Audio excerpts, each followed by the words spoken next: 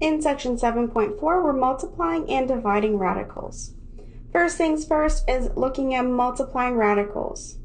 When we multiply radicals, we multiply the coefficients together and then we multiply the radicands together.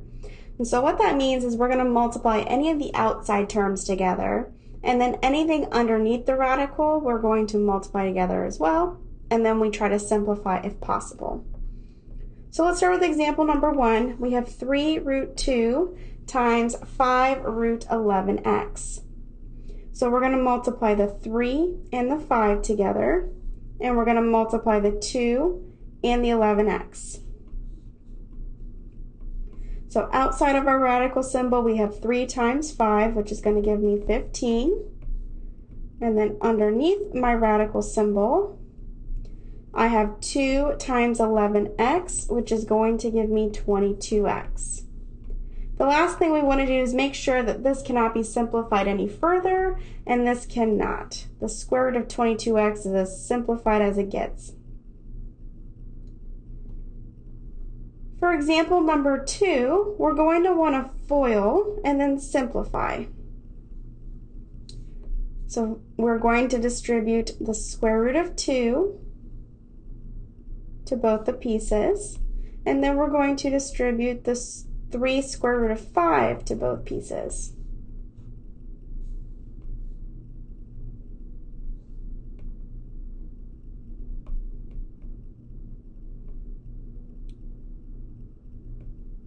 So we have the square root of 2 times 2 square root of 2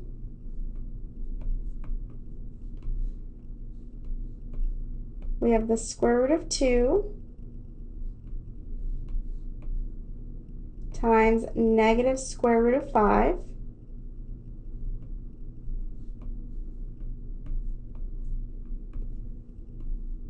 then we have 3 square root of 5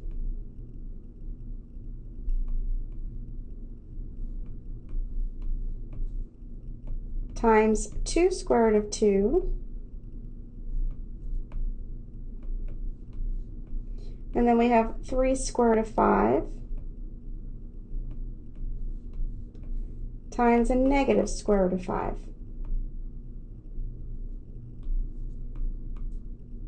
And so now looking at each term, we can simplify. Outside multiplies the outside and inside multiplies with inside. So our first term is going to turn into 2 times the square root of 4.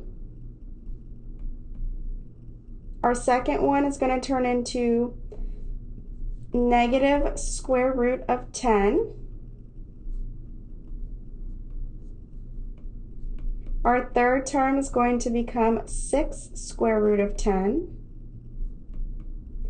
And our last term turns into negative 3 times the square root of 25. So first things first is we can simplify a lot that's going on here. We have a square root of 4 and a square root of 25, but we also have like terms. We have a negative square root of 10 and a positive 6 root of 10. So the first term is going to simplify as 2 times 2. We can combine our middle terms, and this is going to give me 5 times the square root of 10. And our last term is going to turn into negative 3 times 5. So what we end up with a final answer is 4 plus 5 times the square root of 10 minus 15. And we have one more simplification. We have a 4 and a negative 15. And so we end up getting negative 11 plus 5 times the square root of 10.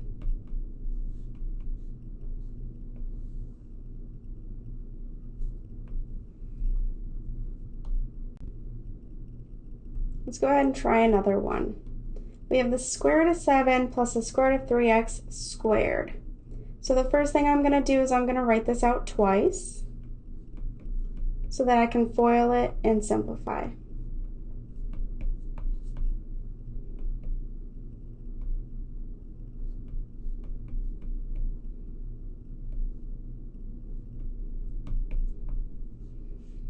So let's go ahead and FOIL.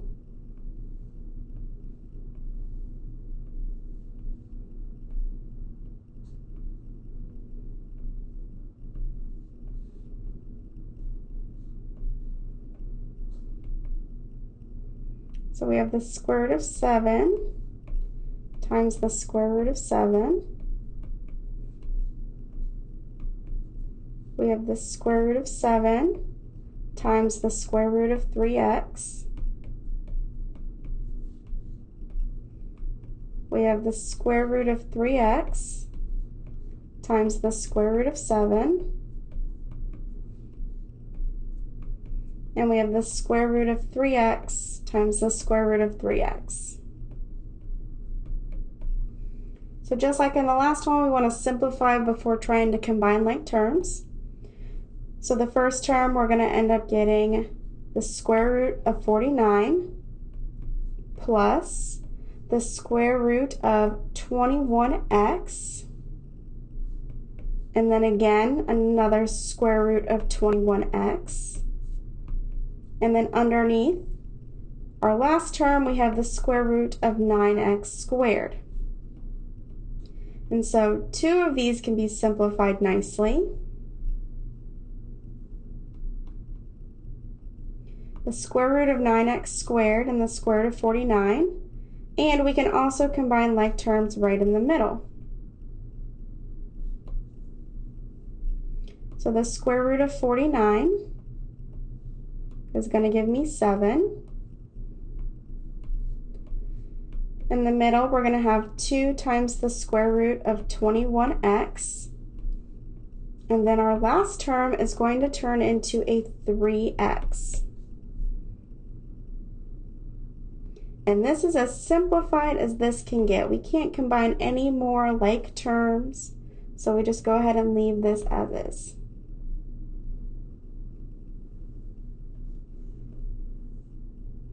Let's go ahead and try one more multiplication before we move on to division. So we have the cube root of 2y plus the cube root of 4 times 2 times the cube root of 4y squared minus 3 times the cube root of 2. So again, we are going to go ahead and FOIL this out.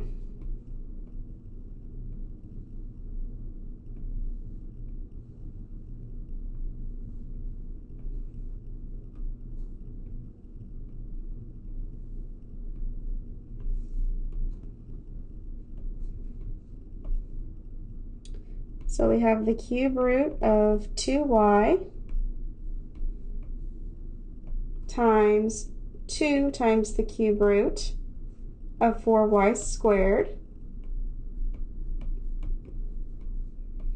We've got the cube root of 2y times negative 3 times the cube root of 2. Then we've got the cube root of 4 times 2 times the cube root of 4y squared.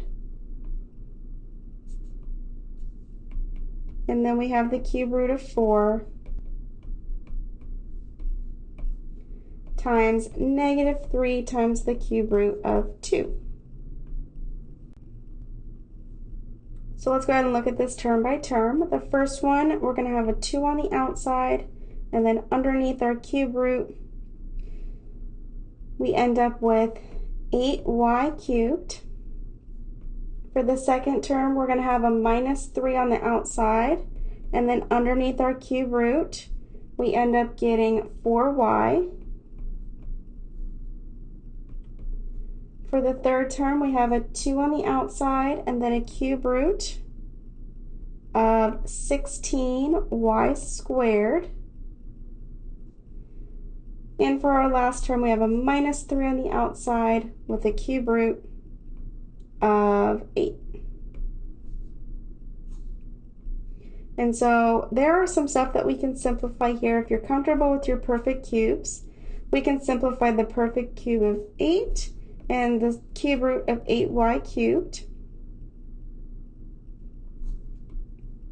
So we have 2 times the cube root of 8y cubed is going to turn into 2y.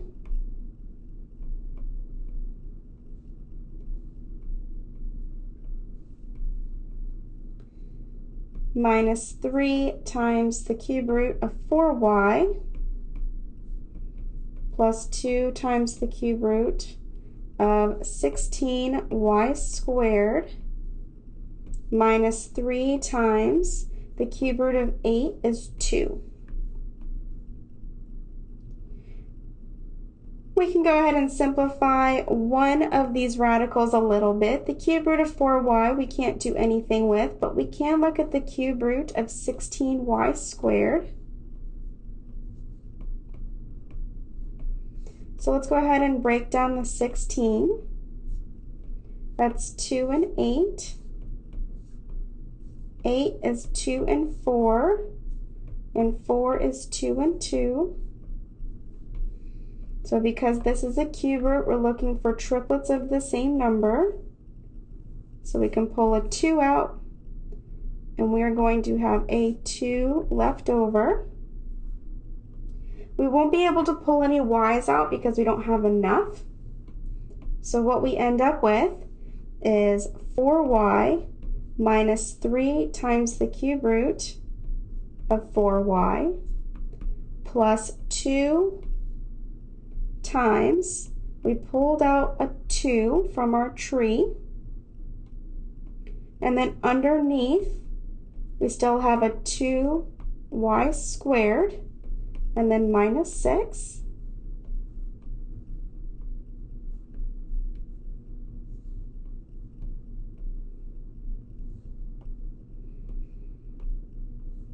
And so let's just go ahead and finish this. We have 4y minus 3 times the cube root of 4y plus 4 times the cube root of 2y squared minus 6. And that is as simplified as that gets.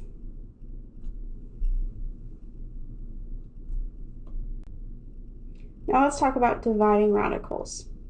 The quotient rule for radicals says for all non-negative real numbers a, all positive real numbers b, and positive integers n, the nth root of a divided by the nth root of b can be written as the nth root of a over b. And that can go either way. We can either split them into 2 radicals or combine them into 1. So rationalizing the denominator,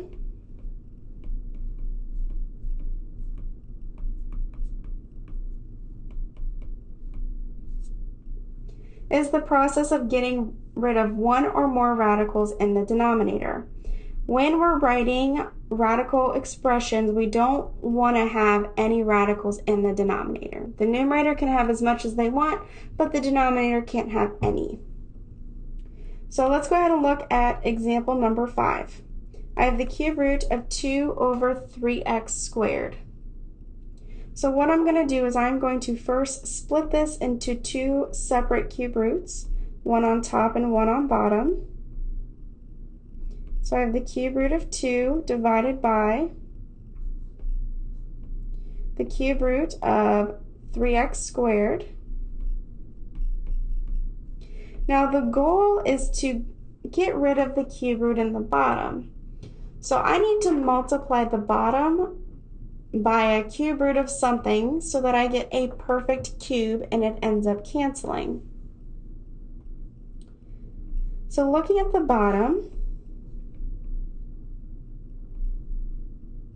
3x squared times what would give me a perfect cube? Well, for x's, I only need one more x to get an x cubed, which is a perfect cube. But with 3, I need to multiply by 9, because 9 times 3 is going to give me 27, which is a perfect cube. And so what I do to the bottom, I have to do to the top as well.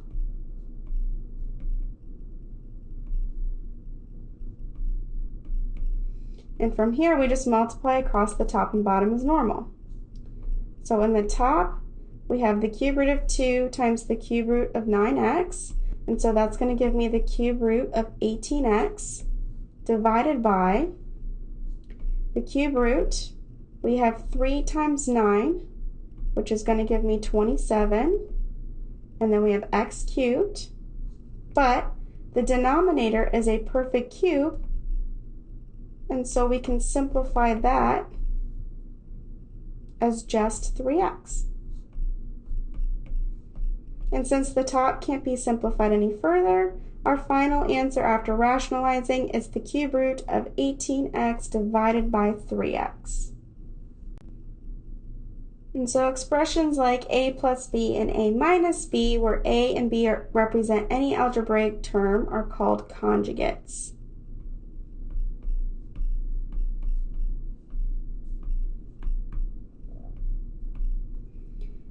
Each expression is a conjugate of the other expression.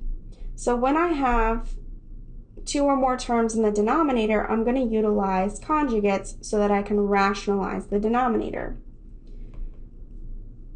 So I have the square root of 7 plus the square root of 3 divided by the square root of 7 minus the square root of 3.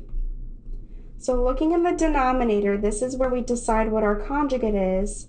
We want the conjugate of the square root of 7 minus the square root of 3.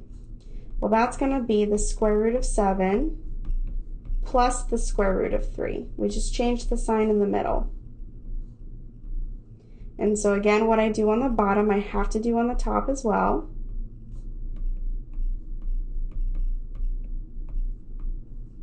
And so what's going to end up happening is we are going to FOIL the top and the bottom.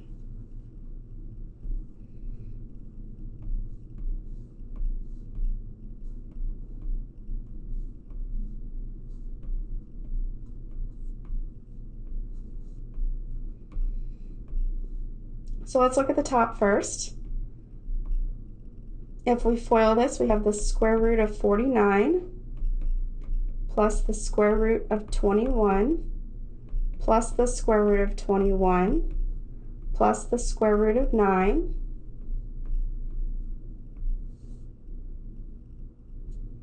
and now look at the denominator. We have the square root of 49 plus the square root of 21 minus the square root of 21 minus the square root of 9. And so we have a bunch of stuff that we can simplify. We have a square root of 9 and a square root of 49 on the bottom and the top. And we have like terms. But if you notice, in the denominator, we have a positive root 21 and a negative root 21. So those are going to end up canceling. So in the top, we have a square root of 49, which turns into 7. Plus 2 times the square root of 21